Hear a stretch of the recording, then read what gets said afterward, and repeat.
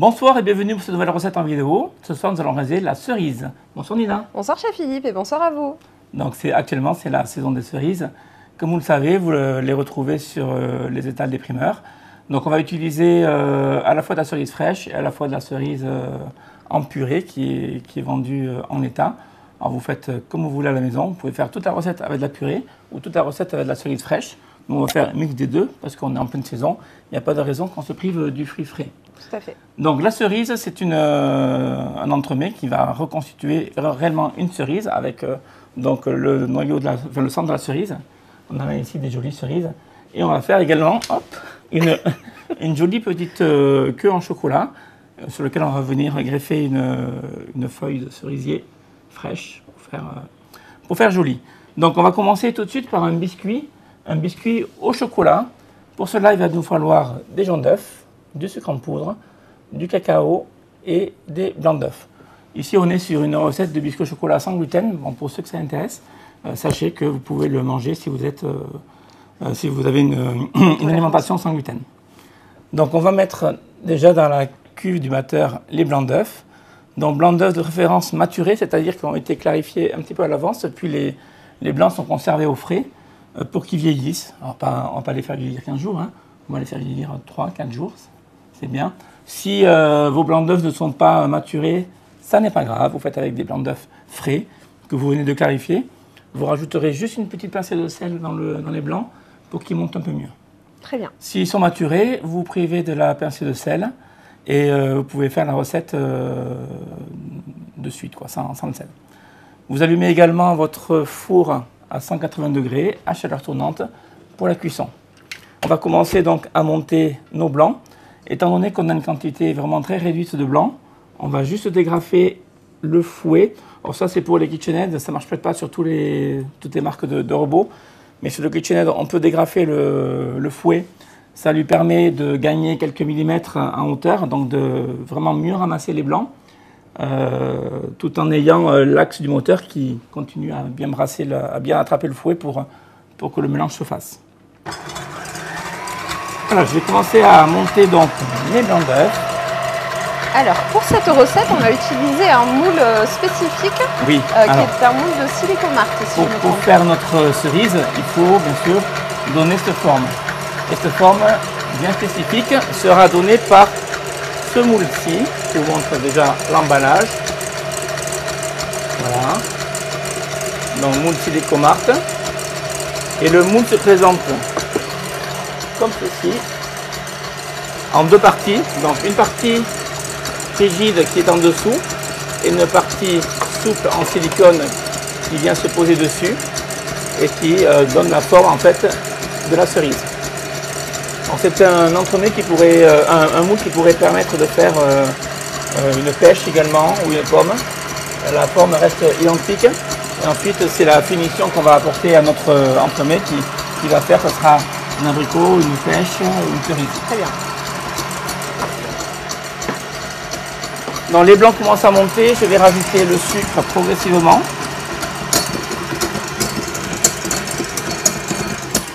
Alors là, je vais juste raccrocher mon fouet maintenant que les blancs ont pris un petit peu de volume. Voilà. Est-ce qu'il est nécessaire de fouetter à une vitesse maximum dès le départ ou pas? Pour monter des blancs, on n'est pas obligé de monter à vitesse maximum. Pareil que pour une meringue, on a toujours cette impression de devoir monter. On peut se mettre à vitesse moyenne et ça va marcher très bien. Pareil pour une crème fouettée, on n'est pas obligé d'être toujours à vitesse maximum.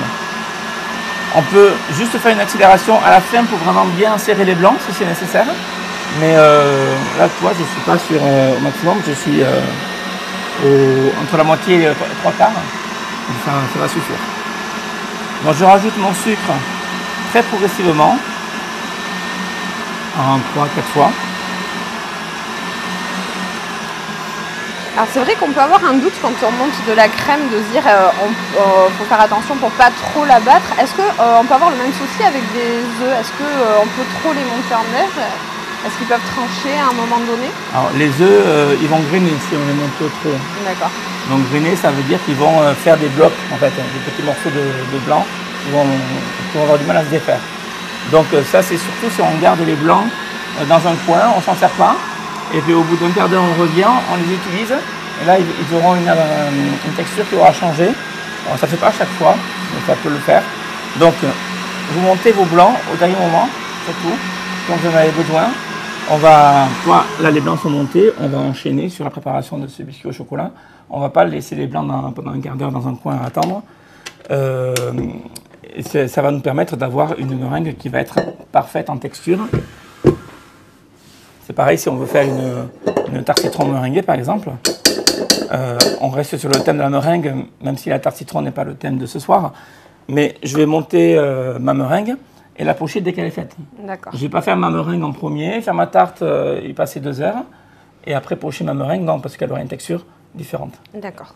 Donc là, on a une meringue qui est parfaite, qui a une très bonne tenue, dans laquelle on va venir donc rajouter les jaunes d'œufs. Alors, les jaunes d'œufs, on va juste les mélanger un petit peu avant de les rajouter. Voilà, je les mélange histoire d'avoir une texture homogène. On fait ça avec une cuillère ou une fourchette. On les rajoute dans la meringue. Voilà, je corne bien. Et je viens les incorporer à la meringue.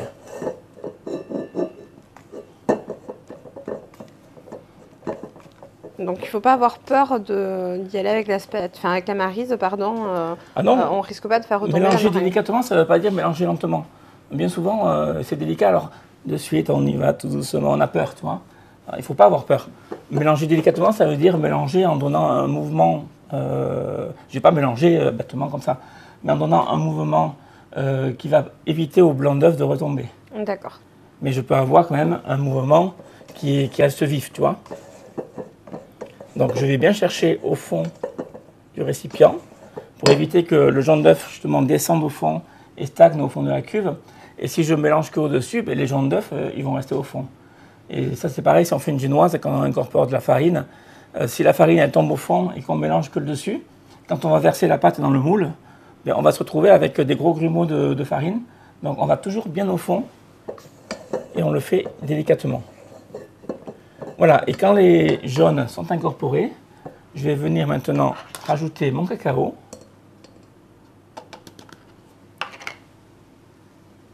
Alors, on le tamise parce que le cacao a tendance à faire des petits grumeaux. Alors ces grumeaux sont causés par l'humidité ambiante, donc c'est un phénomène normal. Ça le fait également avec le sucre glace par exemple. Le sucre glace a tendance à faire des grumeaux même plus gros que dans le cacao. Donc on tamise toujours et il n'y a pas de souci. Et là, j'incorpore donc mon cacao en dernier. Alors du coup, pour ce biscuit chocolat, on n'a pas besoin de farine. Non. La base de meringue suffira oui, à apporter du croustillant. Ça va faire un biscuit très léger et qui est donc sans gluten, je le disais au début.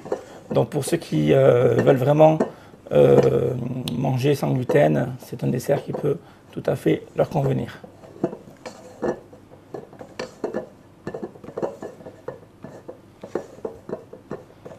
Alors c'est vrai que ça reste, pour ceux qui revoient à l'écran, c'est vrai que ça reste très aérien en fait. Hein. Oui, oui, c'est très, très souple, très lisse.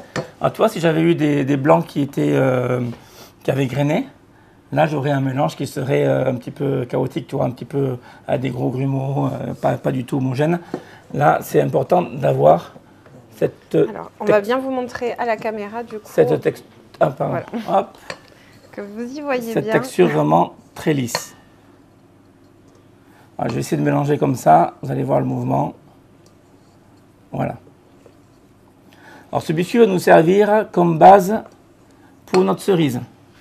Comme tout entremets, il y a une base, c'est un biscuit. Là, c'est le biscuit au chocolat.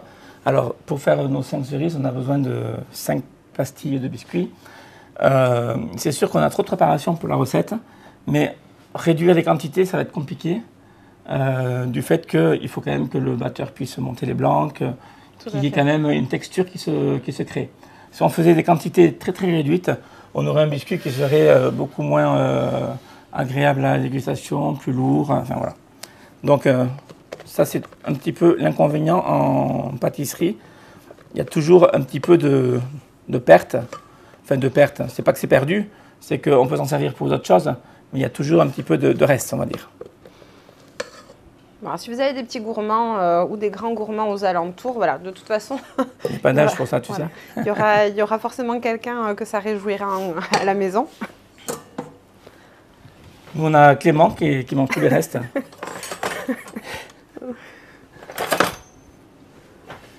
Voilà, donc on va étaler. Alors, soit sur une toile silicone, soit sur un papier sulfurisé comme ici. Est-ce qu'il y a une épaisseur qu'on va chercher à obtenir chez Oui, Philippe? environ 1 cm. Pas trop fin parce que le biscuit va gonfler légèrement à la cuisson, mais après, en sortant du four, il va retomber. D'accord. Donc si on le fait trop fin dès le départ, ben, on aura quelque chose de trop fin en fait. Il faut quand même que ce biscuit, on le retrouve dans la dégustation. S'il devient quasiment... qu'on ne le ressente pas à la dégustation, ça ne va pas aller, quoi. Est-ce qu'on doit avoir une précaution particulière en étalant du coup pour faire attention à ne pas trop casser les blancs d'œufs? Non, non, tu vois, j'étale sans... Là, je me concentre sur l'épaisseur. Donc, qu'on est sur une épaisseur identique partout pour avoir une cuisson homogène. Mais après, les blancs d'œufs, là, ils vont pas retomber plus. Le risque qu'ils retombent, déjà, ils sont serrés avec le sucre. Donc, ils ont une meilleure tenue. C'est pas que du blanc d'œuf pur, hein, du blanc d'œuf en neige. Et le risque, c'est plus en mélangeant à la maryse que là. Donc, lorsque je suis à ce stade, hop, voilà, je vais le mettre dans le four pendant 12 minutes à 180 degrés.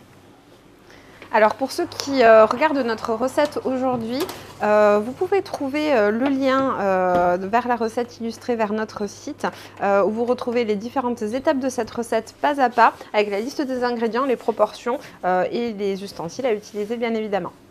On se retrouve dès la fin de la cuisson. Voilà, notre biscuit arrive en fin de cuisson.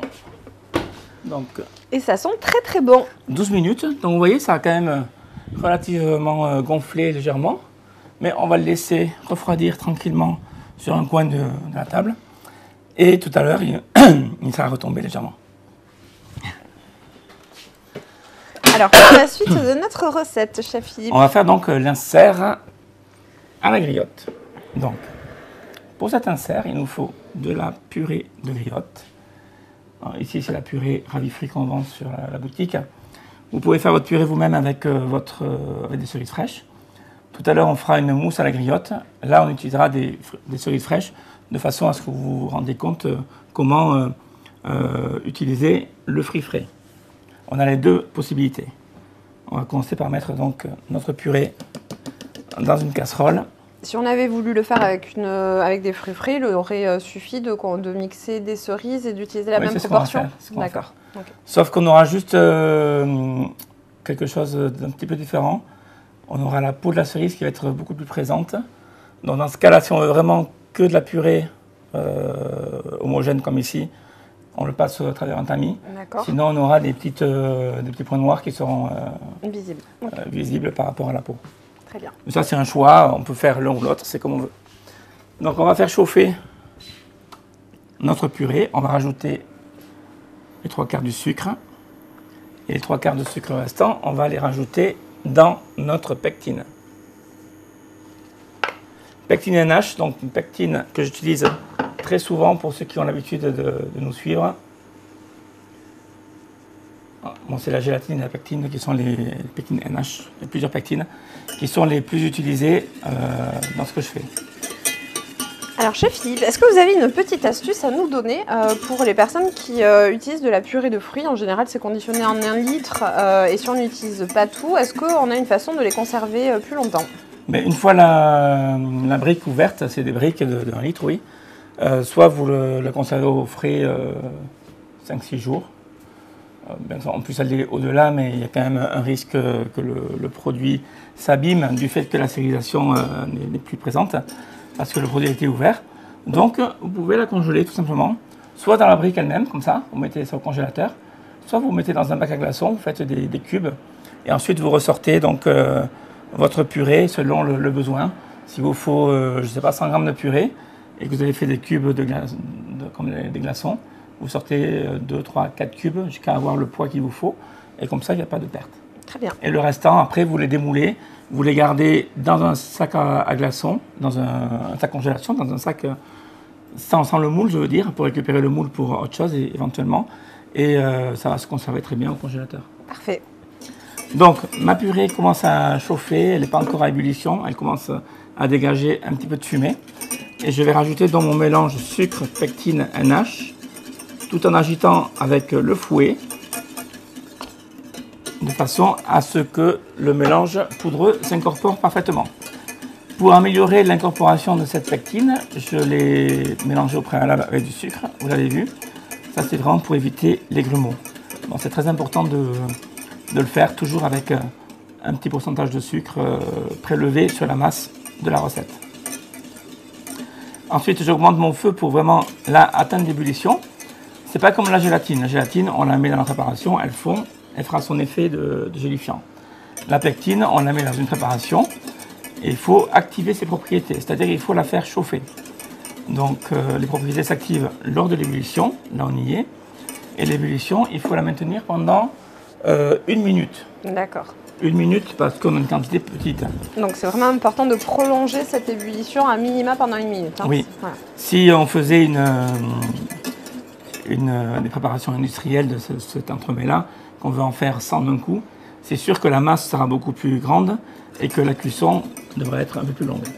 Il sera plutôt de 4-5 minutes que 1 minute. Mais là, vu qu'on est sur des petites quantités, 1 minute suffit. Très bien. Alors, vous êtes nombreux à vous poser des questions, à savoir est-ce qu'on peut remplacer la pectine par d'autres types de gélifiants. Je vous renverrai du coup aussi vers notre vidéo précédente sur les différents types de gélifiants. Là, c'est vrai que cette pectine-là a vraiment la vocation et la texture qui va être, la texture qui va être différente qu'avec une gélatine, qu'avec un agar-agar.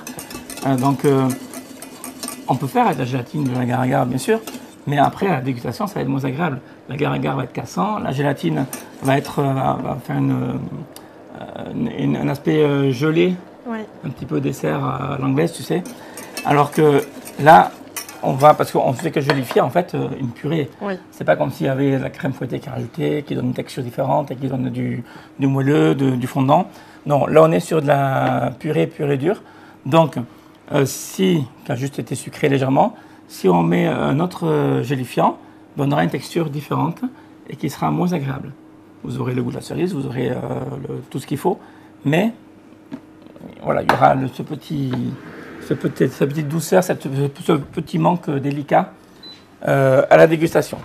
On rappelle que cette pectine est disponible en petits contenants de 150 grammes que Clément va vous mettre en lien dans la recette ou dans la description des commentaires. Donc ça fait partie vous le dites souvent, hein, chef Philippe, ça fait partie des gélifiants à avoir dans sa cuisine quand on pâtisse. Hein. Dans ma conception des choses, oui. C'est sûr qu'il y a des personnes, des professionnels qui ne doivent peut-être jamais l'utiliser. Mais moi, je trouve que c'est un très très bon produit. Et quand on sait s'en servir, c'est bien. Alors, 2 solutions maintenant. La préparation est prête à être utilisée. Soit vous la versez directement comme ceci. Il faut le faire de suite tant que le gélifiant, vous voyez, ça commence à prendre. Donc, je vais prendre une petite maryse pour me guider. Alors, soit vous le versez comme ceci, assez rapidement. Soit vous utilisez un entonnoir à piston comme j'ai ici. Là aussi, il faut le faire tant que la préparation est encore assez souple. Et vous venez vider. Voilà, s'il faut, on cède un petit peu avec la maryse comme ceci. Voilà, ça il faut le faire tant que c'est chaud. Tu vois, l'inconvénient quand on fait des recettes filmées, c'est qu'on parle, donc on ne va pas aussi vite que si on était à la maison tout seul. Mais bon, là, ça va, ça c'est cool. Alors c'est un ustensile qui est intéressant et on peut le réutiliser aussi pour des sauces ou comme ça, si on met des sauces dans des assiettes autour de la viande, bien sûr, ou des choses comme ça. Ça sert surtout à remplir un moule comme ça, tu vois, une petite cavité où il faut que vraiment ça passe assez rapidement. Voilà, ça commence à se figer, donc ça coule de moins en moins vite. Mais il nous en faut 5, donc on va arriver à sortir nos 5 inserts, il n'y a pas de souci. On a une belle couleur rouge vive, hein, Ah oui, là, vraiment oui. propre à la cerise. Donc on va avoir un insert qui va apporter de la saveur et de la couleur, ouais. En plus de la texture. Tout à fait. Voilà, allez, on va faire nos 5. Alors comme d'habitude, vous retrouvez le lien de la recette dans la description et sur le lien qui apparaît sur la vidéo. Et n'hésitez pas à vous abonner à notre page, notre chaîne YouTube et Twitch, évidemment pour suivre toutes nos actualités, toutes nos recettes en streaming, en direct ou en différé. Voilà. Donc, autre solution, c'est la poche à douille. Mais attention, c'est chaud. On peut se Donc, à la brûler. poche à douille, on peut se brûler. C'est pour ça que j'utilise plutôt ce genre d'ustensile. Alors, vous avez vu, c'est d'ailleurs très intéressant de se rendre compte du pouvoir gélifiant de la pectine. Dès que la cuisson est terminée, la gélification démarre. Ça ne démarre pas au fur et à mesure que la préparation refroidit, comme avec la gélatine. Oui. Ça démarre de suite. Donc, nous on parle. Et tu vois, j'ai commencé à la casserole, j'ai terminé avec l'entonnoir à piston. Et le liquide s'écoule de moins en moins bien parce que la gélification commence. Donc, à la maison, si vous avez un entonnoir piston, par exemple, mais vous ne traînez pas. Sitôt sorti de la casserole, il faut mouler. Et comme ça, on n'a pas de problème à ce niveau-là. Alors ici, le petit moule que j'ai utilisé, j'en ai pas parlé jusqu'à présent. Alors c'est le moule truffle vin de chez Silicomart également, que j'ai utilisé, qui permet de faire donc des petites sphères qui font précisément 32 mm de diamètre, attends que je ne me trompe pas. Et 28 mm d'hauteur. Ouais, ça fait des sphères un petit peu ovales, mais ça va être vraiment le format idéal qui va rentrer dans notre cerise en fait. D'accord. Et qui va faire le noyau du fruit. Très bien. Voilà, donc quand on est à ce stade-là, on met notre plaque en congélation de façon à pouvoir le démouler facilement. Et on poursuivra dès que ça sera congelé avec la mousse à la griotte. Donc on poursuit pendant que nos inserts sont en congélation toujours. On poursuit avec la mousse à la griotte qu'on va réaliser avec des vraies cerises cette fois. Donc petite différence par rapport à tout à l'heure. Je vais vous montrer comment procéder. Pour cette mousse, il nous faut donc des cerises fraîches, du sucre en poudre, de la gélatine donc déjà hydratée, ce qui nous donne une masse de gélatine. Je le dis à chaque fois, mais j'ai l'impression moi de me répéter, mais en fait c'est important de bien comprendre la différence entre gélatine, qui est le produit sec, et la masse de gélatine, qui est le produit hydraté. Donc attention quand vous faites vos pesées, si c'est marqué gélatine en feuille ou en poudre, on parle de produit sec. Et si on parle de masse de gélatine, c'est le mot masse qui est important, ça veut dire qu'elle est déjà hydratée, donc ne vous trompez pas. Sinon, le résultat final ne sera pas du tout le même si vous faites un amalgame. On a également de la crème liquide entière, donc c'est 30 ou 35% de matière grasse. Si vous avez du mal à en trouver dans le commerce, vous l'avez sur la boutique également, sachez-le. Cette crème, elle n'est pas ici sur le plan de travail, elle est au frais, parce qu'on va la monter en crème fouettée. Il faut qu'elle soit bien froide, donc on va la laisser dans le frigo. Donc, pour commencer, on va donc, si vous avez une purée de fruits, comme tout à l'heure, pour l'insert, vous mettez votre purée de fruits dans la casserole, tout simplement. Si vous avez des cerises fraîches, donc il faut les dénoyauter. C'est un piège, ça, Mila. Elle est dénoyautée, cela dit. Bon, d'accord, pardon. Donc voilà, on les a bien dénoyautés, comme vous pouvez le voir. Hein. Donc, vous dénoyautez correctement les fruits. Parce que s'il y a un noyau qui reste, après avec le mixeur, ça va être mixeur, compliqué. il ne va pas aimer. Et on va donc mixer donc, toutes ces cerises. Donc, je préfère le mixeur plongeant, même si on a une quantité assez réduite, plutôt qu'un petit mixeur avec l'hélice au fond de la cuve. On va juste s'assurer que ce soit bien mixé. Donc j'insiste. Tu vois, comme c'est un fruit assez juteux, on a quand même quelque chose qui est très liquide.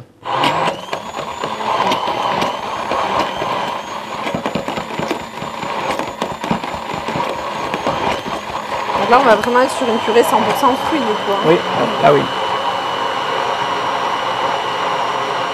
Alors, c'est intéressant ce que tu dis, parce que dans la purée qu'on peut acheter toute faite, il y a toujours 10% de sucre environ qui est rajouté à la purée. Alors, c'est pas pour autant qu'on va rajouter du sucre dans notre sucre ici.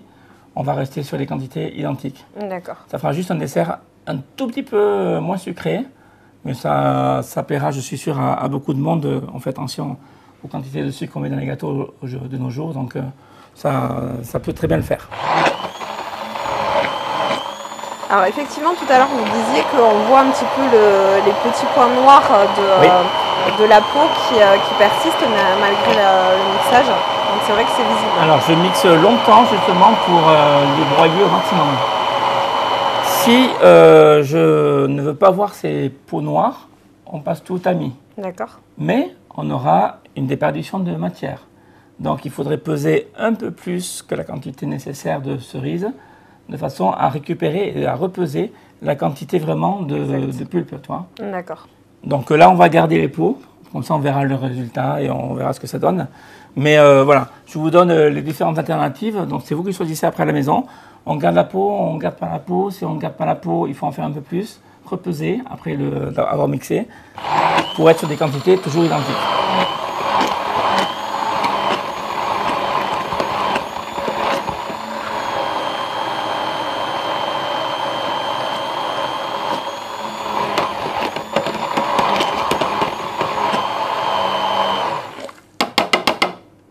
Voilà, je pense qu'on ne doit pas être trop mal.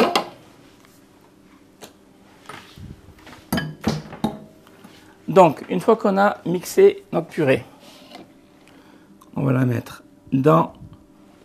Voilà, la peau on la voit, mais c'est pas non plus... Oui, c'est pas prédominant dans ce qu'on a obtenu. Je pense qu'on la verra un peu plus lorsque la mousse sera vraiment constituée avec la crème fouettée. Mais bon, c'est pas très gênant. C'est un choix. Puis on a vraiment la belle couleur rouge de la cerise. Oui, là oui. Alors là, bien sûr, on prend la cerise fraîche parce qu'on est en pleine saison. Lorsqu'il n'y aura plus de cerises, donc un peu plus tard dans la saison, dans l'été en fait, hein, parce que les cerises c'est vraiment maintenant au printemps, vous aurez plus de difficultés à en trouver à un moment donné. C'est pas pour ça que ce dessert ne pourra pas être réalisé, donc vous prendrez de la purée pour faire toutes les préparations. Donc je vais rajouter mon sucre dès le départ de façon à ce qu'il fonde, qu'il s'incorpore donc à la purée.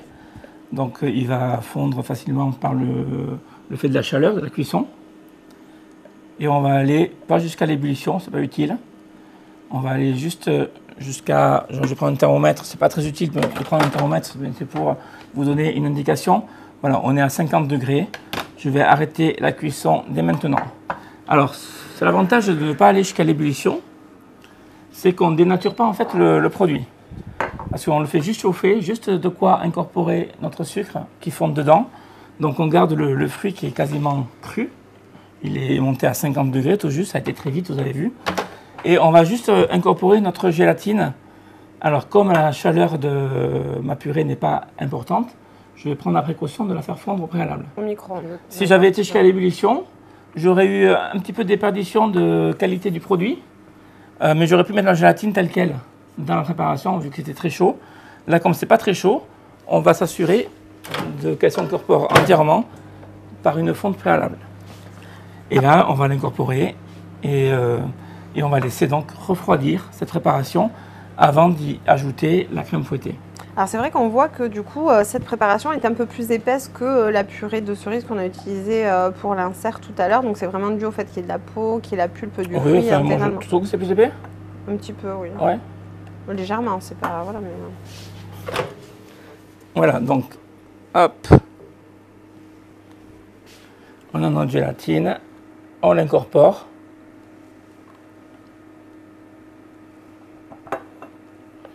Donc la gélatine, ça fond très vite au micro-ondes. Donc on ne la laisse pas 5 minutes. C'est 10 secondes, grand maximum. Sinon attention au nettoyage après. Oui, parce qu'en fait ça se met à bouillir et à déborder du récipient. Et après c'est plus compliqué. Et là je le débarrasse dans un récipient froid. Bon, ici c'est un cul de poule en inox.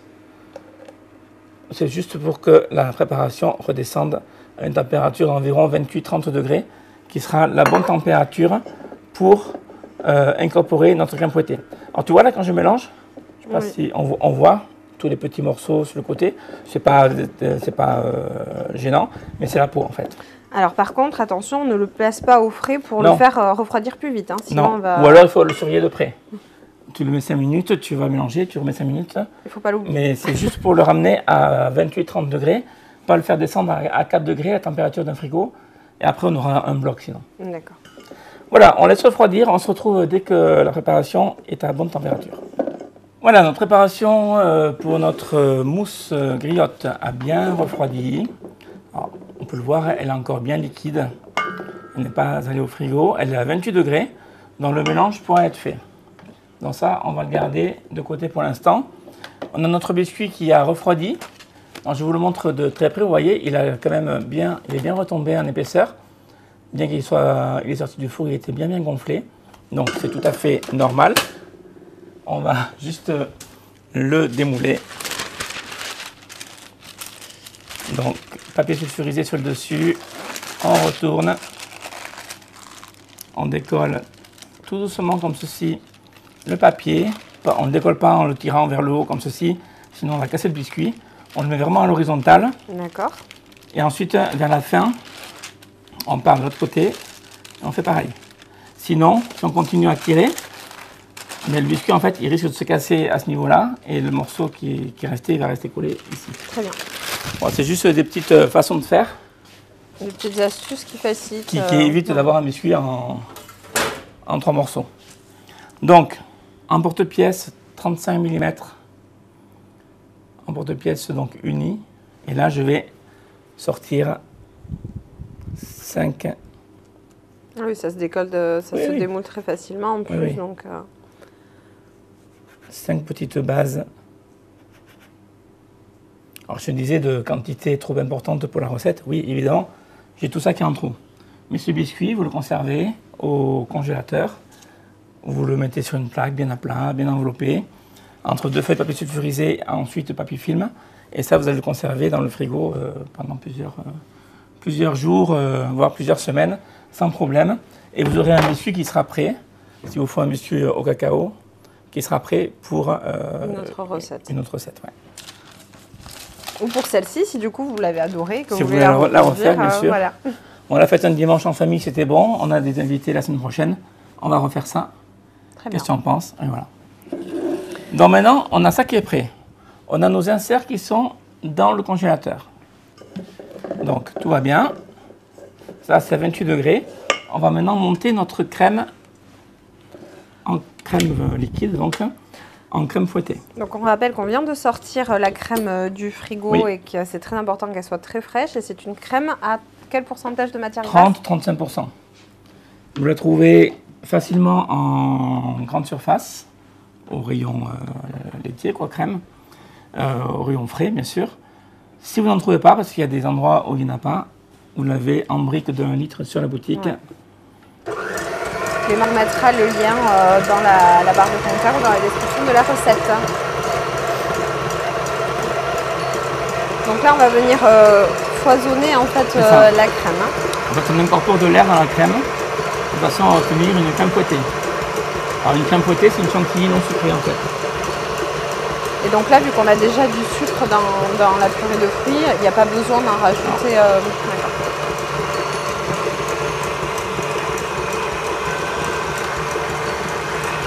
Donc ça va assez vite, il y a peu de quantité. Elle commence déjà à prendre un petit peu d'épaisseur. On ne va pas faire une crème trop ferme. On va rester sur une crème mousseuse, donc souple. Oui, on voit effectivement que les traces un peu du fouet à l'intérieur de la crème, donc c'est un bon indicateur aussi pour vous. Alors à l'image, on ne voit pas bien, vu qu'on a une vue du dessus, c'est normal. Il y a le bloc du moteur qui cache. On va montrer après le résultat.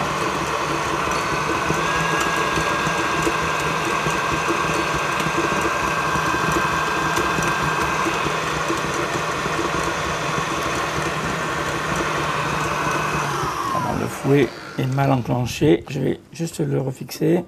Donc on rappelle pour les personnes qui arrivent en cours de recette qu'aujourd'hui on réalise un entremets qui s'appelle la cerise, qui aura l'esthétique d'une cerise, d'une cerise, voilà, et qui est fait à base d'un biscuit de chocolat, d'un insert à la griotte, de la mousse griotte que nous sommes en train de réaliser et d'autres étapes qui viendront a posteriori dans la recette.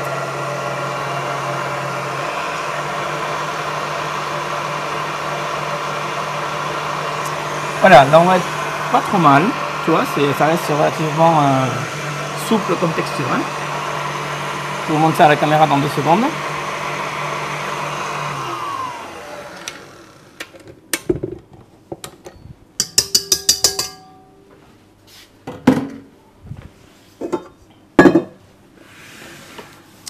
Donc voilà, je suis sur une crème montée. Vous voyez, quand je penche mon bol, eh bien, elle coule. Ce n'est pas quelque chose qui tient au fond du récipient.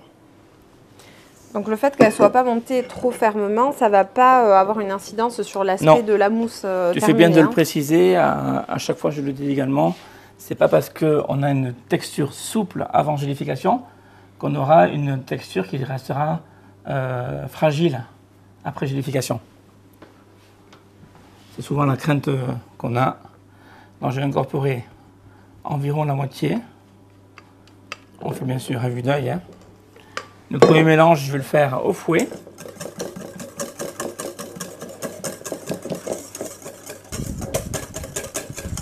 Alors, le fait d'avoir une texture très souple dès le départ, alors ici on est sur une forme qui est relativement lisse, hein, quand tu regardes comment est constitué le moule qui va faire le corps de ma cerise, il n'y a pas de stries de dessin, il y a juste l'emplacement de la tige de la cerise.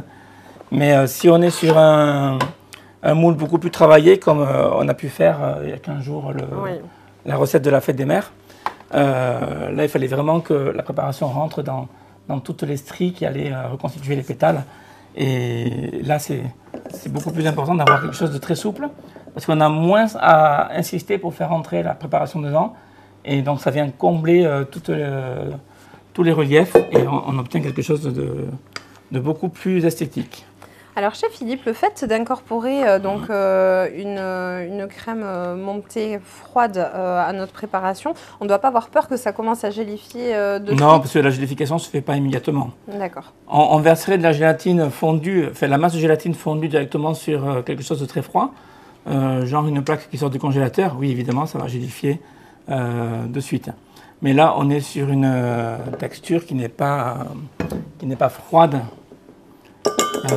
Au point que ça gélifie comme ça à l'instant. D'accord. Ça va gélifier en passant du temps dans une ambiance froide, donc dans un frigo, au fil des heures. D'accord. Voilà, je termine mon mélange. Donc là, je vais bien chercher au fond à chaque fois, de façon à bien aller chercher la purée s'il y en a au fond. Toi, les peaux de cerises, on revient dessus, elles y sont. C'est pas non plus très gênant. On a la couleur de la cerise qui est ce rouge bien spécifique, hein, qui n'est pas un rouge fraise, qui n'est pas un rouge framboise, qui est donc le rouge un peu plus violacé de la cerise qu'on retrouve. Ça va amener un peu de texture cette peau parce qu'on va la sentir un petit peu à la mâche, mais sans être désagréable. Vous voyez, on a une quantité qui est très petite. On a juste nos 5 cerises à remplir ici, tout en sachant qu'il y a le biscuit qui va prendre un peu de place, l'insert qui va prendre un peu de place. Donc, on devrait avoir assez de préparation. On croise les doigts. Après, c'est vrai qu'on a une jolie couleur. Hein. C'est vrai qu'on a une crème qui a vraiment un aspect sympathique. Oui. Ça devrait être pas mal. Les gourmands ne se plaindront pas. Si vous aimez la cerise, vous êtes sur la bonne recette. Voilà. Ici, je réduis un peu ma poche parce que j'ai des poches un petit peu grandes. Alors pour ceux qui ont des poches jetables comme j'ai actuellement et qui n'ont peut-être pas eu l'idée de couper la poche parce qu'elle est trop grande, on peut le faire. Hein. On coupe la poche au bout pour y mettre une douille, souvent. Mais on peut aussi la réduire. Alors surtout si c'est une poche jetable. Oui. Si c'est une poche réutilisable, non. Là, on évite.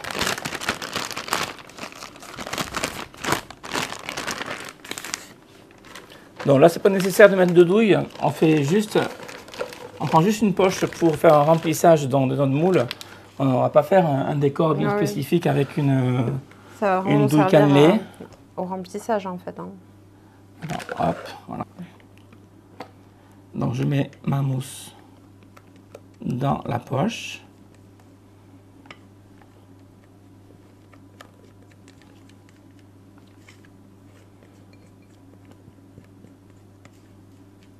Alors ça, vous pouvez le faire jusqu'à cette étape, enfin, jusqu'au remplissage du moule, bien à l'avance, c'est-à-dire 8 jours avant, 10 jours avant, ou 3 jours avant. Que ça ait bien le temps de prendre le froid, être bien congelé. Ça, c'est très important. Pour le démoulage, il faut savoir, je vous le montre maintenant, ça sera plus facile, qu'il faut qu'il y ait, c'est un peu comme un accouchement en fait. Il faut qu'il y ait cette largeur de la cerise qui passe dans cette ouverture en fait. D'accord. Donc si le produit n'est pas bien congelé, on aura beau l'extraire, on va l'extraire. Mais il ne faut pas que cette bordure, ici on voit bien, cette bordure là, rogne et écrase et réduise la taille de ma cerise. Déjà ça va l'abîmer et secondo ça va faire quelque chose de pas du tout joli. Si c'est bien gelé, donc bien froid, on pourra donc extraire notre cerise. Alors bien sûr, le silicone va s'élargir pour que la cerise soit extraite, mais une fois qu'elle sera extraite, elle sera nickel. Elle sera comme quand elle était dans le moule. Donc on peut se dire que pour être sûr de réussir cette recette, on peut la préparer complètement jusqu'à la phase de remplissage avec les inserts et compagnie et le surgelé et vraiment faire, disons que le dressage ou le glaçage vraiment la veille de... Oui, bien sûr, mais c'est ça qu'il y a de mieux à faire. Ouais. On conserve la recette dans le moule jusqu'au dernier moment et la veille ou le matin pour le soir, on fait la finition avec le glaçage et la décoration. Donc j'insiste bien sur le fait de bien prendre le temps de laisser congeler l'entremets une fois qu'il est moulé. Sinon, on aura un souci de démoulage. Très bien. Et toujours la fonction booster, si vous l'avez sur votre congélateur, et vous l'activez la veille ou l'avant-veille, qu'il y ait bien un coup de froid qui soit produit par le congélateur, que ce soit bien froid, surtout pour vous à la maison qui avez des congélateurs ménagers, c'est très important. Quitte à forcer un peu le congélateur le temps que l'entremets soit dedans. Très bien. Tu vas aller me chercher s'il te plaît les inserts qui sont dans le congélateur. On a ici nos petits biscuits au cacao, donc biscuits sans farine. Très bien pour les personnes qui ne veulent pas de gluten.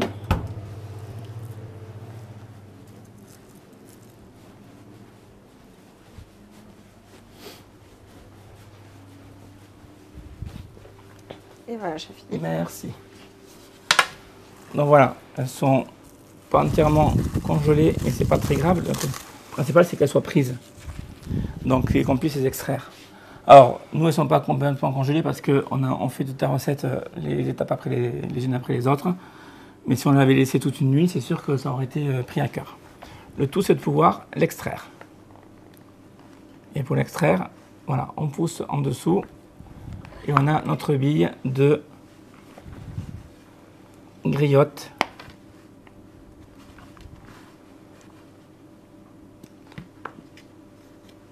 Bien gélifiée. On obtient des jolies billes.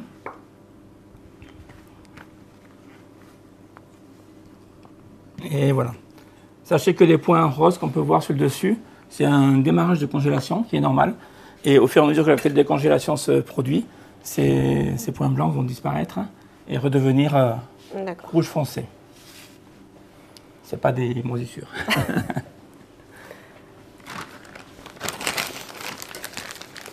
Ça serait un peu rapide pour une moisissure quand même.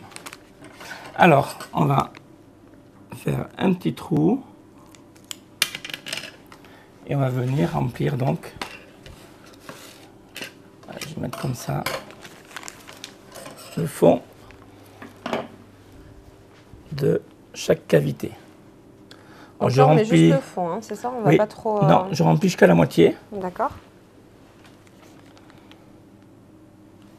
Voilà. On vient prendre donc notre insert. Alors il y a une partie plane épicier et une partie donc bombée. Partie plane qui était le haut du moule, la partie bombée qui est le bas du moule. Dans la partie plane, je vais la mettre en haut. Je le mets dans le bon sens parce que lorsqu'on aura le dessert qui sera démoulé et qu'on va commencer à piocher dedans avec la cuillère pour le déguster, mais il faut qu'il y ait quand même une harmonie. Donc on va avoir notre cerise qui va être bien ronde et à l'intérieur, on va retrouver notre insert qui lui aussi sera bien rond s'il est bien positionné, avec la base plane qui sera dessous. Donc ça, c'est des petits détails. Il faut y penser là maintenant au moment de réaliser notre montage. Voilà, je positionne bien au milieu. Si c'est nécessaire, je redresse. Je ne l'enfonce pas au fond, qui reste en suspension. Non, il ne faut pas une mousse trop ferme, ni trop molle non plus. Il ne faut pas que l'insert coule. Bah là, ça fait vraiment un effet un peu d'un coussin. Hein, donc, toi, ça tient. Je ne sais pas si on se rend bien compte à la caméra. Voilà. Et là, je vais venir donc combler l'espace qui reste.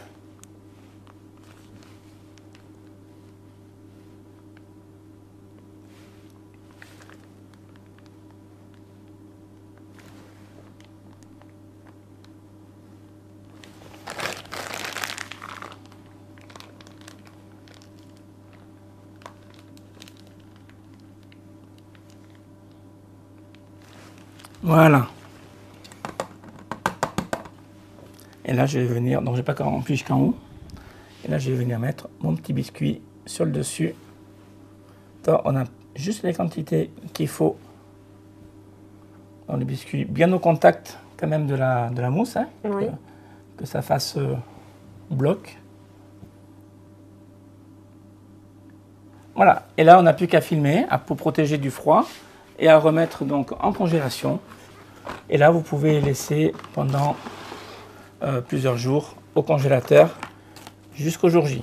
Est-ce qu'on n'a pas besoin de remplir vraiment toute la forme complètement du moule, hein? Tu parles jusqu'à ras-bord. Oui, parce que j'étais un peu limite en préparation. On pourrait remplir jusqu'au bord. Mais ça ne va pas être gênant. Très bien. Au contraire, ça va me faire une assise beaucoup plus plane au fond de l'entremet pour que la cerise ait une meilleure tenue en fait. D'accord. Si elle va être un peu moins haute du fait que je n'ai pas rempli entièrement, mais au moins elle aura une meilleure assise. Très bien. Voilà, on se retrouve donc pour le glaçage et la finition de la recette. Nous poursuivons avec le glaçage brillant à la griotte. Donc ce glaçage a une particularité, c'est qu'il va avoir le goût de la griotte. Ce n'est pas un glaçage brillant classique comme on le fait habituellement avec du glucose, du chocolat blanc et du sucre. Là, on va vraiment utiliser la purée. Et c'est vraiment la purée qui va colorer ce glaçage et non pas un colorant. Donc on aura vraiment un aspect naturel en fait du coup de ce glaçage. Oui, on aura la vraie couleur de la cerise et puis le goût. Souvent dans un gâteau qu'on glace avec un glaçage brillant, ben c'est que du sucre le goût, ça n'a pas de saveur. Donc là, on va être vraiment sur le goût du fruit. Donc nous avons besoin de sirop de glucose qui a été pesé directement ici dans la casserole. Également du sucre en poudre, de la pectine NH, de l'eau et donc de la purée de griotte. Alors là, je recommande plutôt d'utiliser une purée que la griotte fraîche mixée pour avoir un glaçage qui va être vraiment très uniforme, pour ne pas retrouver les petits morceaux de peau. Ou alors, on passe la purée de griotte mixée à la passoire au chinois, enfin à la passoire fine, oui, pour vraiment extraire toutes les membranes, toute la peau. Sinon, ça va être moins joli. Voilà, ça c'est juste une question d'esthétique. Donc on va commencer par faire chauffer le glucose qui commence à se ramollir un petit peu. Pendant ce temps, j'ai mon sucre dans un petit saladier, je vais le mélanger avec donc, la pectine. Donc c'est le même type de pectine qu'on a utilisé pour les étapes précédentes de la recette. Qu'on a utilisé dans l'insert. C'est la pectine NH. Donc on voit vraiment en fait l'importance du fait de le mélanger avec du sucre vraiment pour avoir une bonne dissolution. Oui. Là, tu vois, c'est un petit peu différent de ce qu'on fait habituellement. Là, je mélange ma pectine directement dans mon sucre. Donc, je mélange bien avec un fouet de façon à ce qu'elle soit bien répartie. Et on va faire donc notre mélange dès que mon glucose aura ramolli, aura fondu. En fait, c'est très visqueux le glucose, donc le fait de le faire chauffer, mais il va reprendre une texture bien souple. Oui, on voit en fait une partie qui est encore visqueuse parce qu'elle n'est pas encore chaude. Froide, voilà, et le reste, c'est bien liquéfié. Et là, ça redevient liquide. C'est pas liquide comme de l'eau, mais ça fait un petit peu comme un sirop épais, toi. Voilà. Alors, vous allez être nombreux à nous poser la question, est-ce qu'on peut remplacer le sirop de glucose dans cette préparation par autre chose? Non, pas par du sucre inverti, pas par du miel, non, pas rien du tout. Là, on va rajouter donc le mélange sucre-pectine. On va rajouter également l'eau, juste derrière. Et on va mélanger. Donc ça va former un sirop. Un sirop qui va, donc le sucre va fondre, va se dissoudre. On va surveiller la température de cuisson. Parce qu'on va rajouter vers 60 degrés environ notre purée de griotte, de cerises, on peut dire les deux. Et au niveau de la puissance du feu, on est sur un feu qui est moyen? Là, je suis à 10 sur une puissance maximum de 12. Voilà, le tout, c'est que ça monte en température, mais quand même pas trop vite. D'accord. Donc, c'est pour ça que je suis à une température un petit peu intermédiaire. Alors là, vous vérifiez avec un thermomètre laser, mais ceux qui ont un thermomètre à sonde, c'est possible aussi. Hein. Là, je peux le faire parce qu'il n'y a pas encore d'émanation de vapeur. Là, ce que je contrôle, c'est d'arriver à 60 degrés, j'y suis. Donc, il n'y a pas de souci. Parce qu'on dit, je dis souvent, on ne peut pas se servir d'un thermomètre laser pour contrôler une cuisson de sucre. Là, tu vois, il n'y a aucune émanation de vapeur pour l'instant. Donc, je prends vraiment la température de ma préparation. Si ça avait commencé à faire beaucoup de fumée, c'est là que je prendrais une température erronée. Parce que ça prendrait la température de la vapeur et non pas du produit qui est en train de cuire. Donc là, c'est 60 degrés, on y est arrivé. Donc, on va rajouter la purée. Et maintenant, on va continuer à monter en température. Alors là, j'ai plus besoin de prendre de thermomètre. On va aller jusqu'à l'ébullition carrément. Dans l'ébullition, c'est aux alentours des 100 degrés. 100 degrés, c'est la référence pour l'eau. Mais on va être dans ces alentours-là pour ce mélange qui contient de l'eau et d'autres éléments. Et dès qu'on aura donc atteint l'ébullition, on va la maintenir pendant environ 1 minute. Et on va débarrasser donc on va d'abord mixer au mixeur plongeant donc notre glaçage. Tu sens l'odeur de la griotte? Oui. Voilà, là tu vas retrouver donc cette saveur à la dégustation.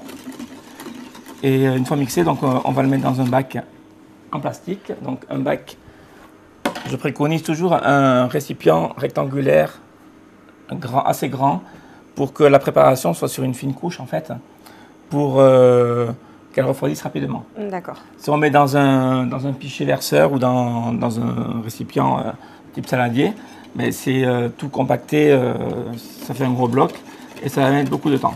Je préconise également de faire ce glaçage la veille, qu'il ait le temps de prendre un petit peu de rester au frigo la nuit. Il y a toujours un effet de gélification qui sera meilleur. Le fait que la gélification ait déjà eu lieu, après on réchauffe pour reliquéfier le glaçage et il tiendra beaucoup mieux. Alors là, c'est vrai que pour ceux qui nous regardent, on a vraiment l'aspect pourpre foncé de la cerise et vraiment on a les émanations olfactives de ce fruit. Donc je pense qu'en goût aussi, du coup, ça va être très présent. Bien sûr.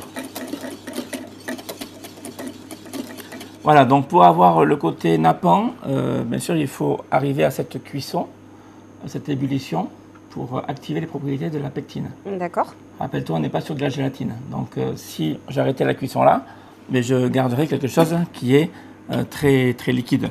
Donc c'est pour ça qu'on va vraiment jusqu'à l'ébullition et ensuite on active les propriétés de la pectine en poursuivant cette ébullition pendant 1 à 2 minutes.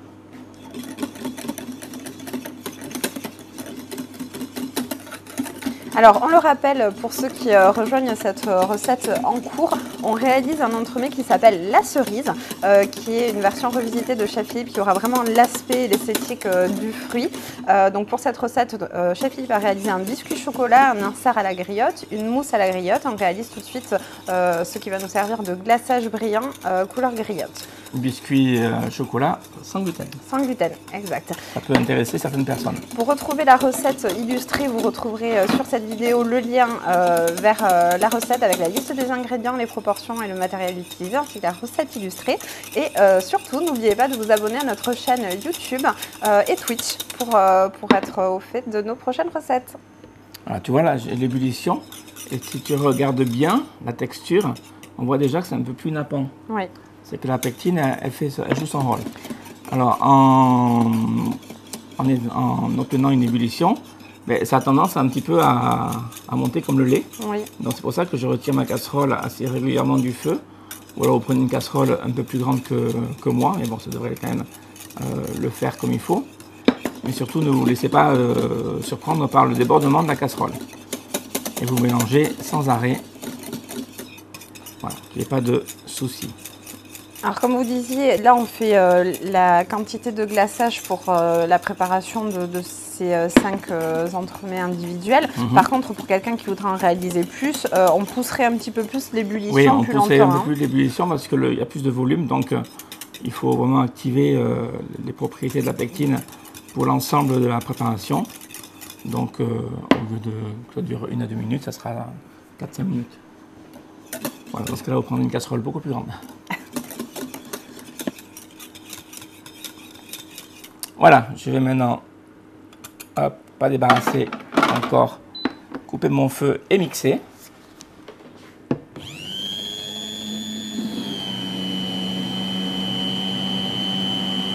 Voilà, comme ça on est sûr de vraiment tout bien pulvériser avec notre mixeur, qu'il n'y ait pas de petits morceaux qui restent.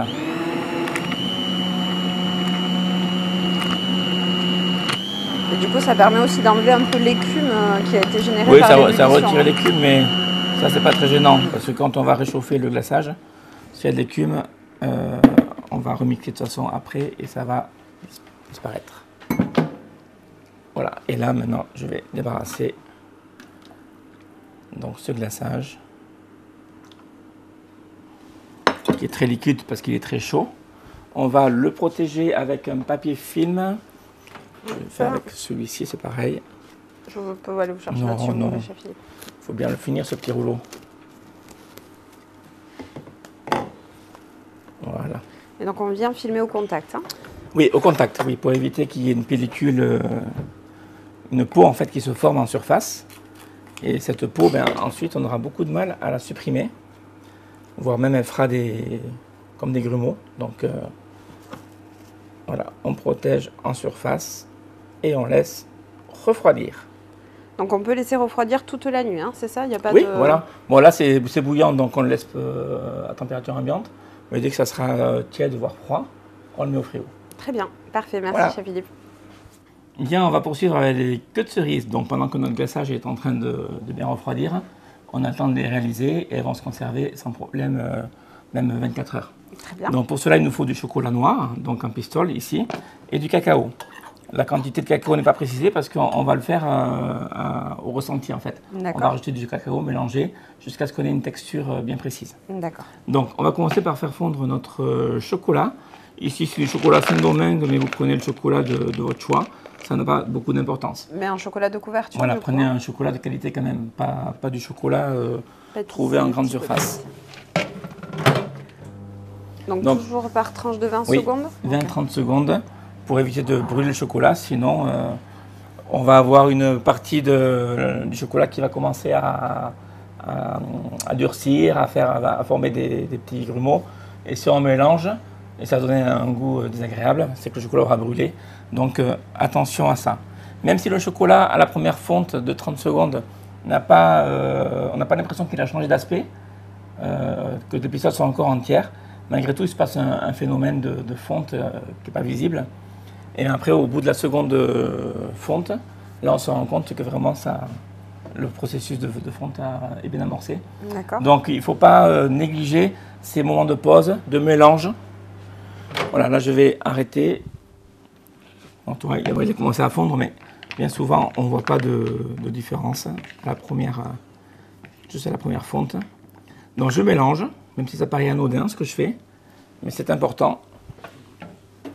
En fait, on homogénéise en fait, le mélange à nouveau, la température, et on remet dans le four. Et on va préférer du coup un récipient de type plastique qui ne soit pas trop conducteur ou qui là, c'est pas trop la chaleur. C'est pas très important, mais je préfère travailler le chocolat dans des récipients plastiques, oui.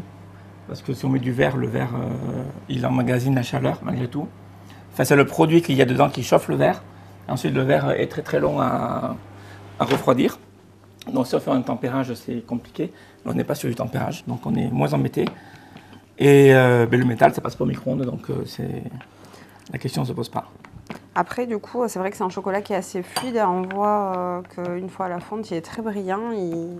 Il est assez liquide. Donc, parce que c'est un chocolat de qualité. Je ne sais pas si tu as remarqué, les pistoles, quand elles étaient à l'état solide, elles étaient très blanches en surface. oui. Donc, ça ne veut pas dire que le chocolat est vieux ou qu'il est passé, non. C'est que le chocolat, les pistoles se frottent entre elles dans le sachet. Donc en se frottant, elles blanchissent. Alors c'est vrai que c'est quelque chose qui revient souvent parce qu'il y a beaucoup de gens qui, quand ils reçoivent leur sac, font remonter au service commercial que les pistoles sont altérées.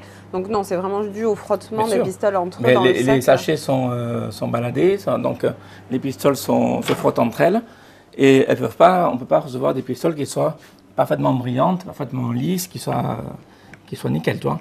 Donc c'est pas un signe de mauvaise qualité, de mauvais stockage. Si elles sont toutes collées entre elles, oui, là, il y a eu un coup de chaud et un problème.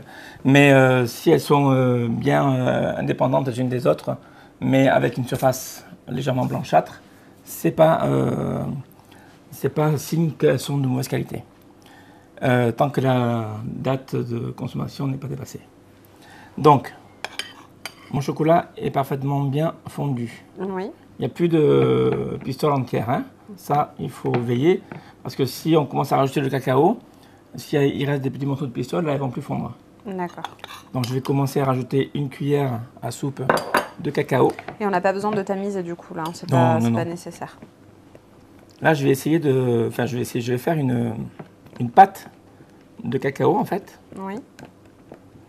Donc, toi, j'incorpore tout mon cacao. Et je n'en rajouterai que lorsque la première cuillère sera vraiment incorporée à mon chocolat. D'accord. Donc j'écrase bien j'utilise une maryse avec donc le bout en caoutchouc pour pouvoir bien écraser ma pâte de cacao que je suis en train de réaliser sur les parois. Donc on préfère une maryse souple, hein, du coup. Oui, oui. Voilà. Avec une cuillère en plastique rigide ou en bois, on va avoir moins de pression en fait sur les parois. Et c'est pour ça qu'on peut se permettre de ne pas tamiser le cacao. Parce qu'en fait, tu viens écraser. Et s'il y a un petit grumeau qui s'est formé, à force d'écraser, tu vas le supprimer. Très bien. Donc, je vais rajouter une seconde cuillère.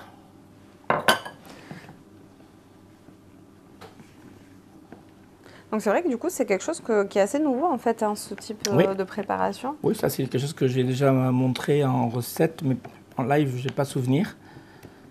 On a pu faire des tiges pour notre fruit, la pomme, il me semble. Mais on pochait directement le chocolat fondu dans du cacao. D'accord. C'est-à-dire qu'on enveloppait la queue de la pomme de poudre. D'accord. Ça nous donnait un aspect poudré cacao. Et on laissait cristalliser dans le cacao jusqu'à ce qu'elle soit rigide. Là, on n'est pas du tout sur le même procédé.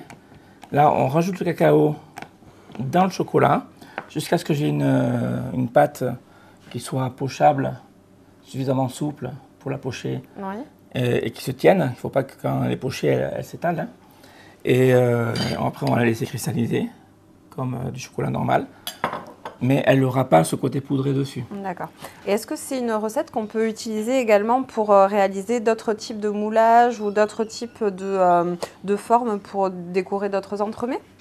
Oui, on pourrait imaginer bien sûr d'autres formes. Après, je n'ai pas d'exemple là à te donner, mais bien sûr, c'est une technique à retenir.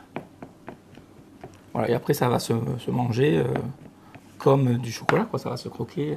Très bien. Ça fera un petit bâton de chocolat. Donc là, c'est encore un petit peu souple, à mon goût, tu vois. Oui. Donc je vais rajouter, je vais peut-être en mettre un petit peu moins. Alors du coup, ça, on va juger vraiment, c'est quelque chose qui va s'apprécier à l'œil, parce que selon le type de cacao de chocolat, de couverture qu'on va utiliser au départ, on peut avoir des C'est ça, différences. on peut avoir une fluidité différente, donc une quantité de cacao différente à rajouter. Donc c'est vraiment à la texture, sur le moment qu'on juge si c'est assez ferme ou pas assez ferme. Alors après, vous inquiétez pas, on va vous montrer plus précisément la texture pour que vous puissiez regarder à la maison à quoi vous attendre. Mais c'est vrai que du coup, c'est intéressant comme technique parce que c'est vrai que ça peut donner des idées pour d'autres types de décors. Et je ne sais pas si tu as remarqué, ici sur mon plan de travail, j'ai des feuilles de cerisier. Oui. Donc, qui ont été cueillies tout fraîchement et qui ont été conservées dans de l'eau. Et pour ne pas qu'elles fanent, bien sûr. Elles ont été cueillies hier pour tout te dire. En toi, dans l'eau, elles se conservent très bien, c'est comme des fleurs.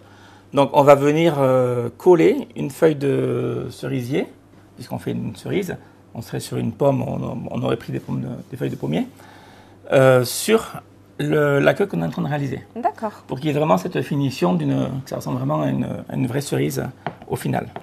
Alors nous, on a de la chance, on est au Pays Basque, donc, la cerise et les cerisiers, on en a à proximité. Ben, c'est de la feuille d'Itsasu, donc voilà, 100% local. qui est la capitale de la cerise ici au Pays Basque. Donc, on ne va pas les manger, on va vraiment s'en servir comme décor, mais c'est vrai que si vous avez à proximité de jolis cerisiers, n'hésitez pas à vous prendre quelques feuilles pour réaliser cet entremets. Tant que c'est de la cerise, ça va fonctionner. Bon, après, si vos invités ne s'y connaissent pas trop en botanique et que vous n'avez pas de cerisier, vous pouvez fermer. Mais si tu mets une feuille d'érable, ça va faire bizarre. Voilà, mais quelque chose qui soit similaire, ça peut passer. Voilà, donc je vous montre au bout de ma maryse la texture de ma pâte. Vous voyez, elle est un peu coulante, mais elle est quand même épaisse. Donc maintenant qu'elle est prête, on va la mettre dans une douille, enfin une poche à douille, une poche pâtissière. Alors, est-ce qu'on va devoir travailler rapidement pour pas que ça cristallise trop rapidement? D'accord. Oui. On va prendre une plaque avec un papier sulfurisé.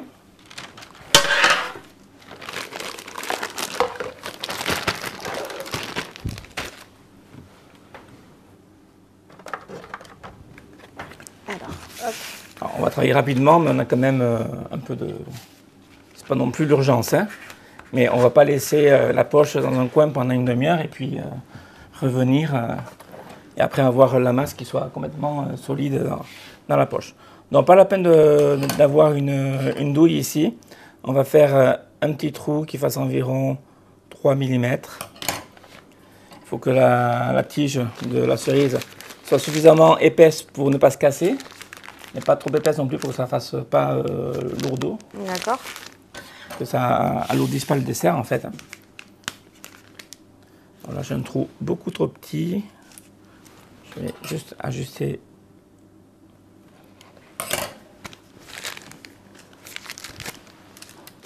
Oui, on va voir. Je vais le grossir à peine un peu, juste histoire d'avoir de la solidité. Si dès que je manipule mes tiges, elles sont toutes cassantes, ça ne va pas être très bien. Je vais faire différentes grosseurs et on fera ainsi un choix. On peut faire onduler un petit peu pour donner un petit peu de un aspect un peu naturel. Un style, ouais.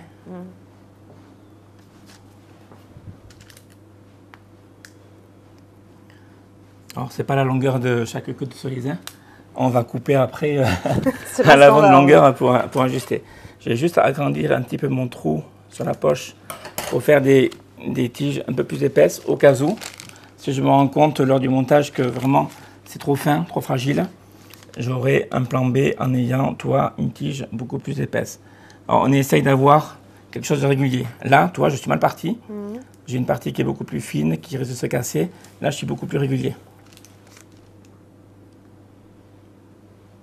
Donc on essaye d'avoir une pression constante sur la poche pour avoir cette régularité.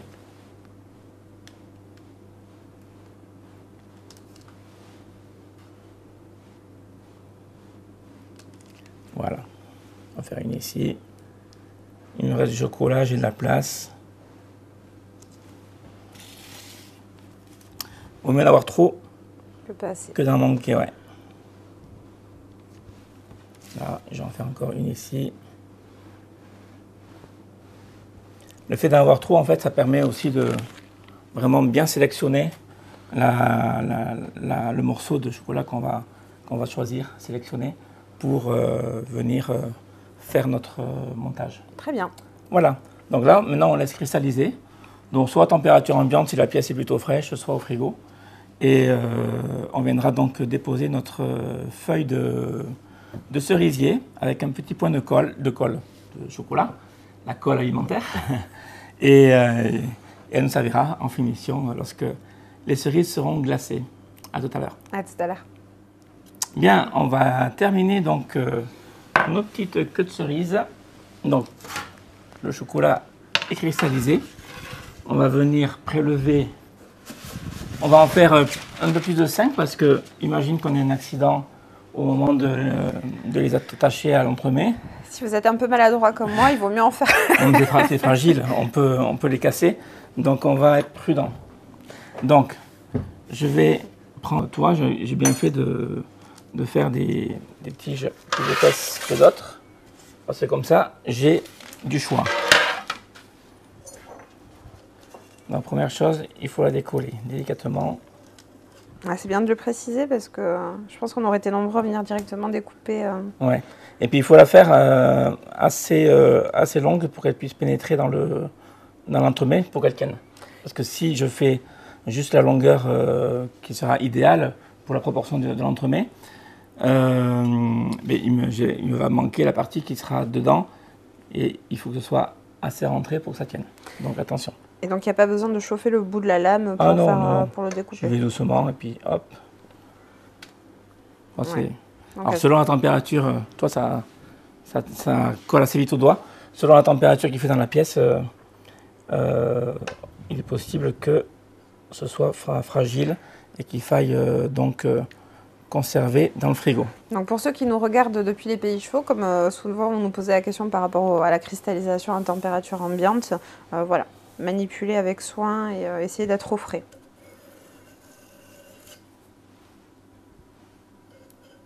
Voilà, on va le remettre, enfin on va coller les feuilles et puis on va remettre ça au frais pour être tranquille.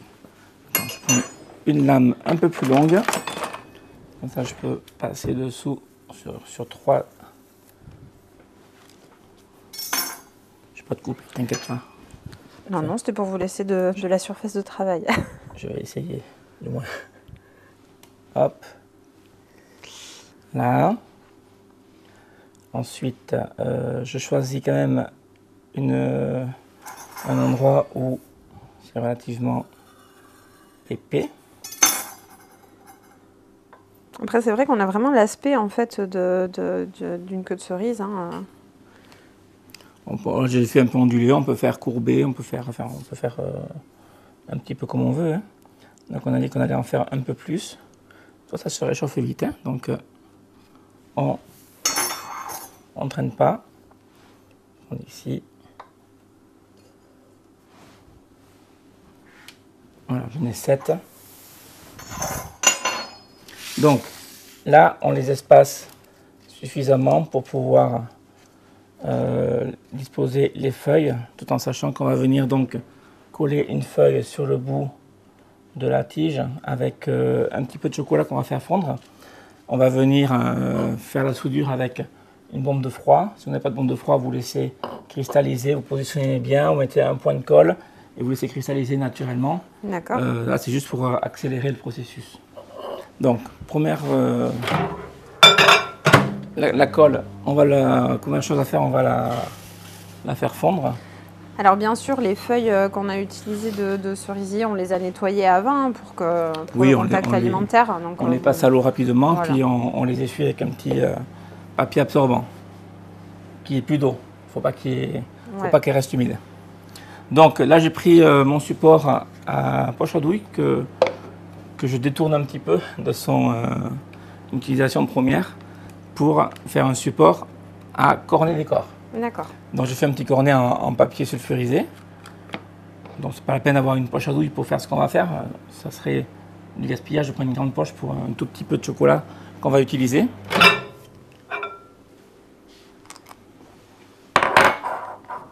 Donc là encore, pareil, par tranche de 20-30 secondes. Oui, ça va aller assez vite.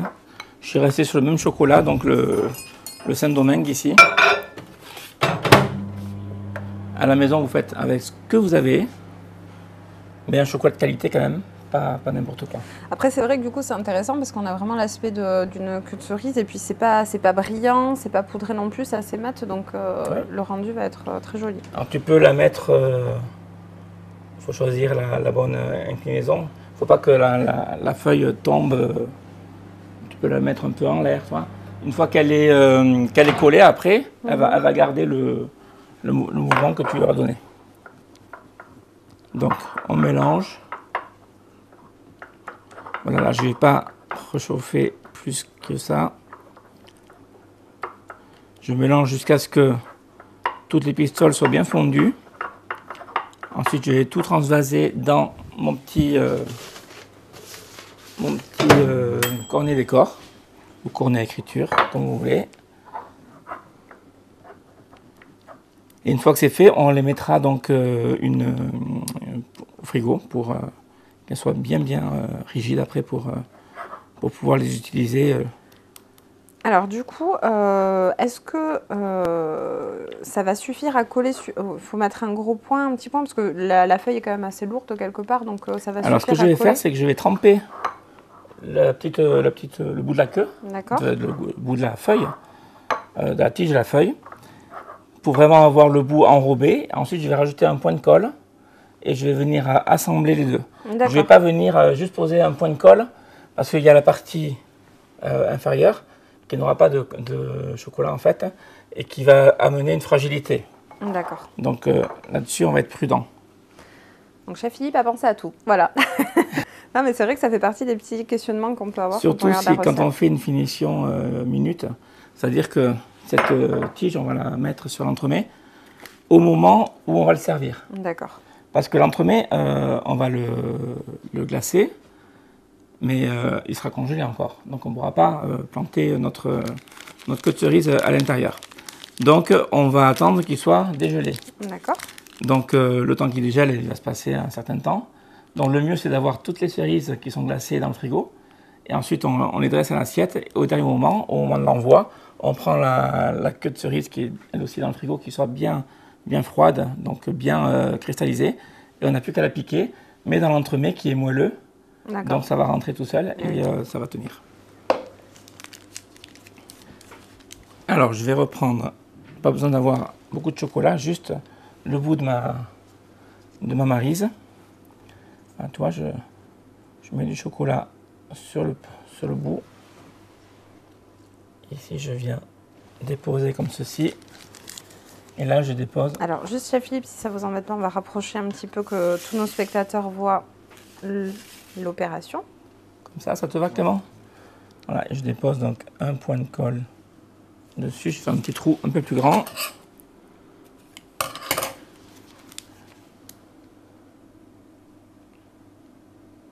Voilà. Et si je suis pressé, alors on y va d'assez loin parce que la feuille pourrait s'envoler. Voilà, et là c'est collé. Donc on va faire pareil avec les autres.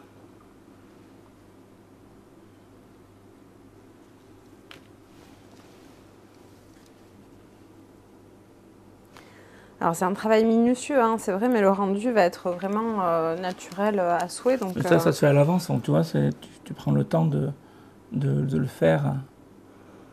Tu n'es pas dans l'urgence. Mais il faut le faire bien pour ne pas après avoir un problème au dressage.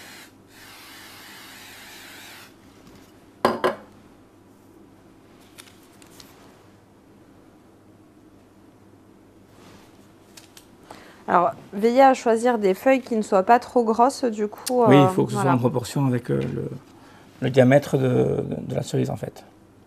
Parce que là, j'ai des très grandes feuilles, ça serait vraiment disproportionné si je mettais celle-ci.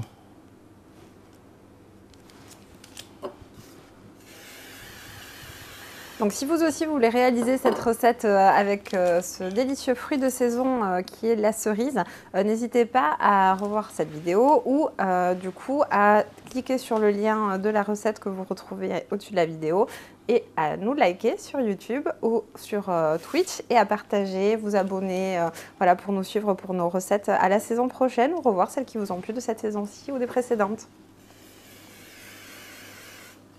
Toi, celle-ci, je l'ai mise dans un sens un petit peu différent. Donc ça peut donner aussi, si on a plusieurs cerises à servir, un mouvement un petit peu différent.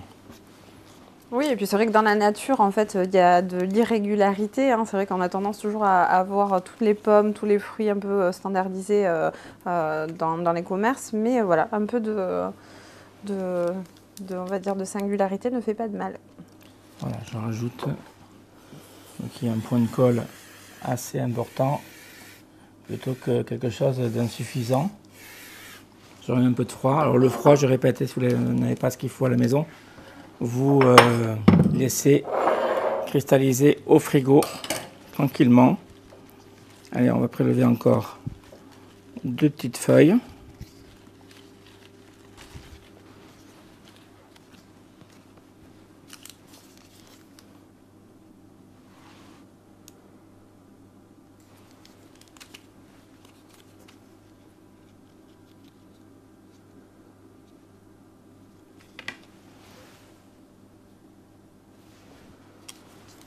Voilà, je vais remettre un petit point de colle dessus.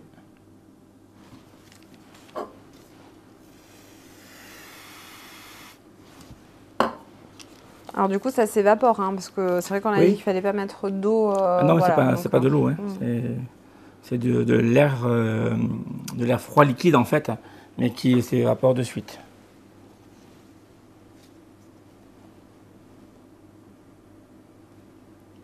On va essayer de la faire tenir vers le haut. Alors cette finition là que je fais n'est pas à faire 4 jours avant, hein, parce que bien sûr la feuille elle va faner. Donc c'est à faire le jour même. Voilà, donc on va les laisser comme ceci dans le frigo, que tout se colle parfaitement bien, et on va croiser les doigts que tout se passe bien pour la suite. À plus tard. À tout de suite. Bien, Nina, notre glaçage est complètement figé, tu peux le voir. Donc on va retirer le papier film et on va le replacer dans un cliché verseur.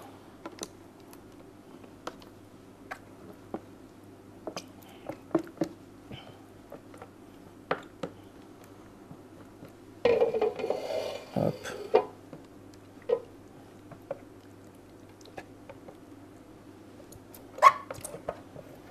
On va le ramener à température. Alors, température idéale, c'est environ 30 degrés. D'accord. Donc là, tu vois, il doit être dans les 20-22 degrés à peu près. Il n'est pas très froid parce qu'on ne l'a pas laissé toute une nuit. Ça, c'est les aléas des tournages. Hein. Donc là, il est gélifié.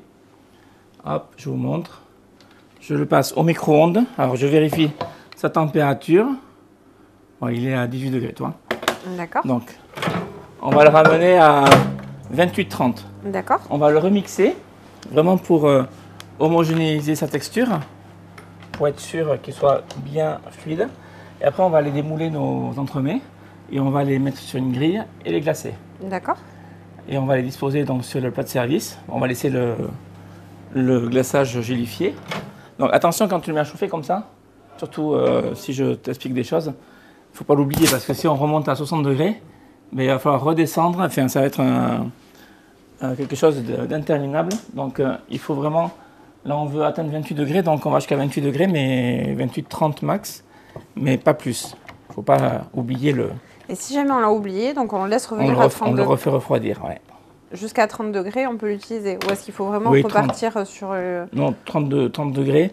Mais là, toi, il est à 28. Il a monté de 6 degrés, là. Non, de plus de 10 degrés.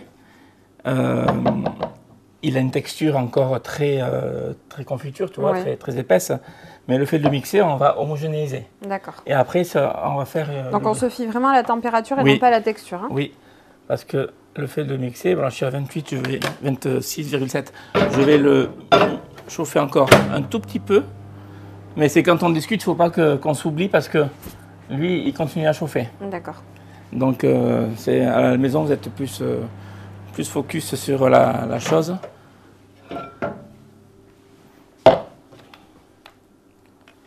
On va mixer. C'est vraiment après avoir mixé qu'on aura une température vraiment homogène.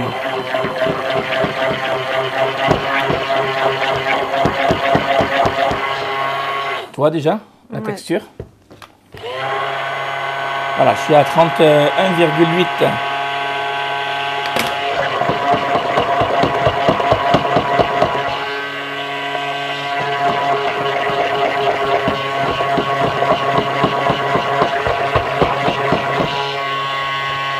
Alors en mix, on évite d'incorporer de l'air.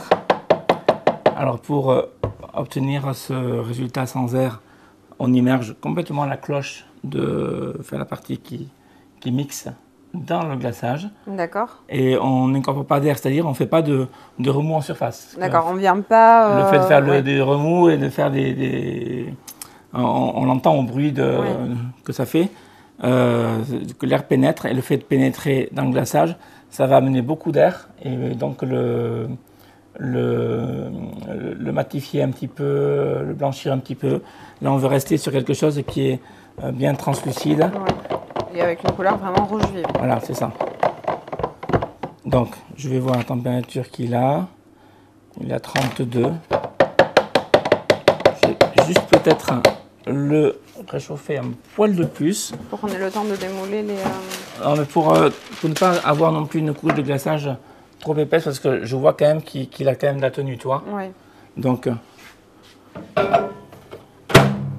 c'est vraiment, il faut se fier aussi à ses sens, oui. Si on se dit, attends, ça va être trop liquide, trop épais, ça ne va pas le faire. Il faut que le glaçage il soit fin. Et du coup, on repasserait un coup de mixeur plongeant? Oui, toujours à la dernière minute, ouais. D'accord. Ouais. Parce que là, le temps qu'on aille chercher les entremets, qu'on les démoule et qu'on verse le glaçage, mais le glaçage, il reprend la texture, tu vois, il se rigidifie à nouveau.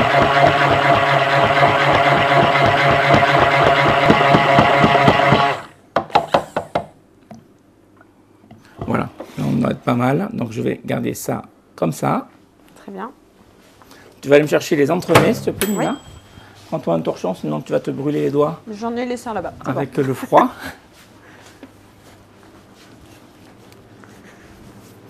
Et donc, on va les démouler. Alors, si on n'a pas assez de glaçage, c'est pas qu'on n'en a pas assez, mais c'est qu'il y a beaucoup d'excédent qui s'écoule dans la plaque du dessous. Donc, on récupère cet excédent, on le remixe et on s'en sert pour glacer les derniers, si c'est nécessaire. Ça, c'est pour éviter de faire beaucoup de glaçage et donc du gaspillage. Merci. Donc voilà, nos entremets sont là. Donc juste rappeler qu'ils sont complètement congelés Ah pour oui, oui. faciliter le démoulage. Hein. Oui. Voilà, et on va venir donc extraire la cerise comme ceci. Alors là, s'ils sont pas... Tu vois, je décolle d'abord le haut, ouverture en fait du moule. D'accord. Et je pousse dessous, mais s'ils ne sont pas complètement congelés, mais ça frotte sur les bords et puis on abîme en fait le dessert. Là. Et là. Parfait.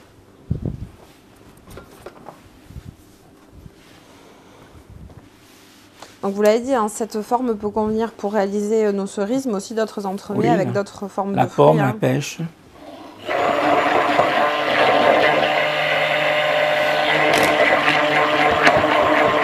Alors je remixe une dernière fois.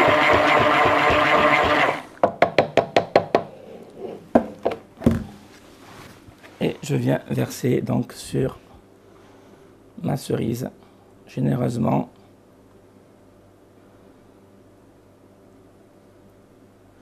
Donc c'est vrai que ça va vraiment venir Tu me napper. guides si tu vois que ouais. ça ne couvre pas une partie, un côté. Ça vient napper complètement le fruit. Ouais. Et le glaçage, c'est que du fruit, donc c'est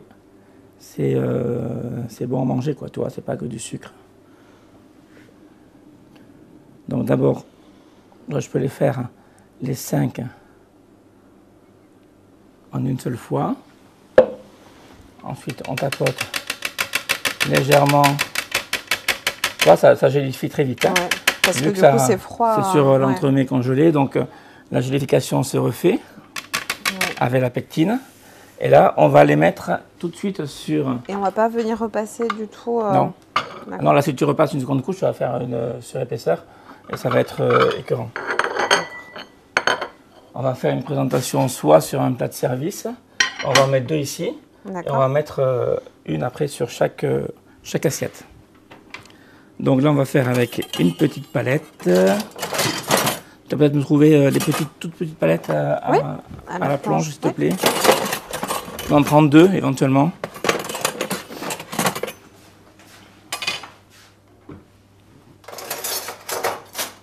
Donc ça gelifie très vite, ça reste un glaçage brillant, un petit peu translucide, donc c'est plutôt pas mal.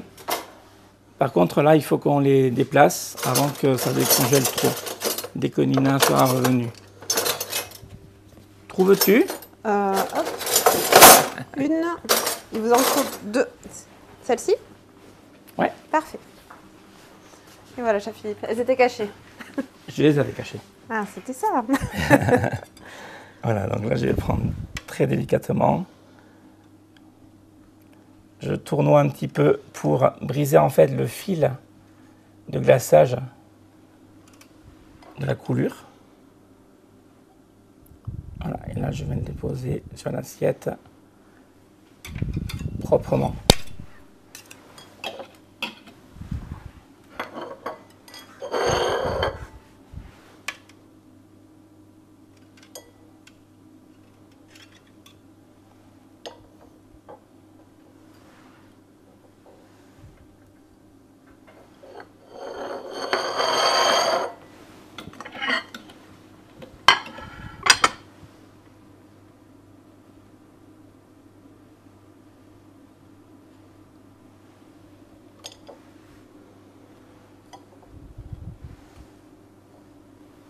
Voilà. Opération très délicate.